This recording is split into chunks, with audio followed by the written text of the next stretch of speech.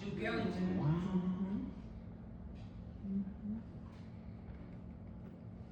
Count Basie. Now, if you're not familiar with any of these names, just let me know. How about Louis Armstrong? That's Domino's. Preston Love Sr. I gotta get all folks in here.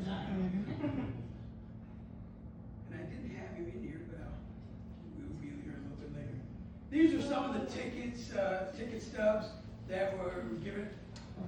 Now, look at the cost. Man, $1.50 We could have saw to go see Fats Domino's? Oh, yeah. $1.75 to see Ike and Tina? Yeah. So what year was the Because the year's not on there. I'm not for sure on the year. Unfortunately, with the tickets that they have, it didn't have the year, just have the fact that they performed there.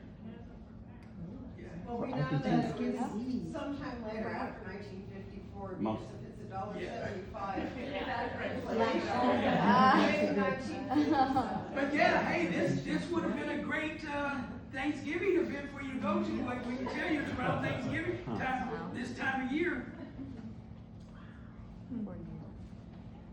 And these are some of the artists that played here, as I mentioned before. Oh my God. Again, these were the same folks that played in Harlem.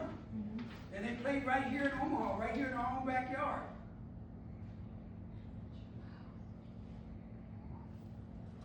You know, as a kid, I'd go by this building, and there was time where it was boarded up.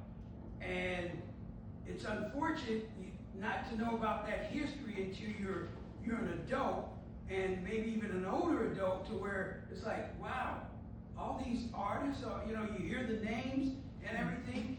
And I always like to talk about these folks to young people, because sometimes when you hear about famous individuals, they seem so untouchable. But when you can then say, these individuals, you mean right here in the community which I grew up in? That in itself is an amazing thing. At least I find it to be amazing. Who go to the next guy? Well, in the winter of 1943, he wrote a song that made him who he is. And that song was Straighten Up and Fly Right.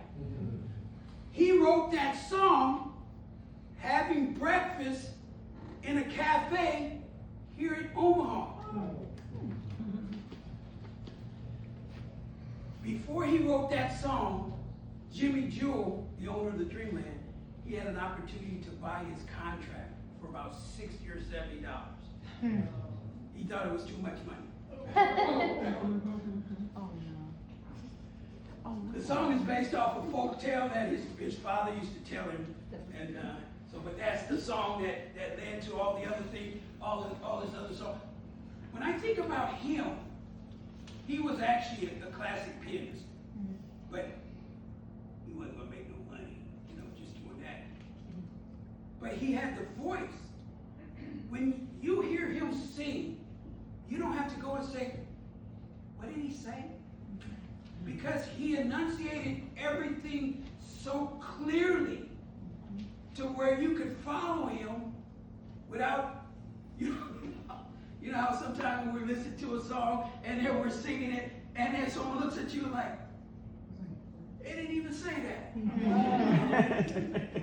You didn't have to worry about that with him. He Three just, languages at least. yes,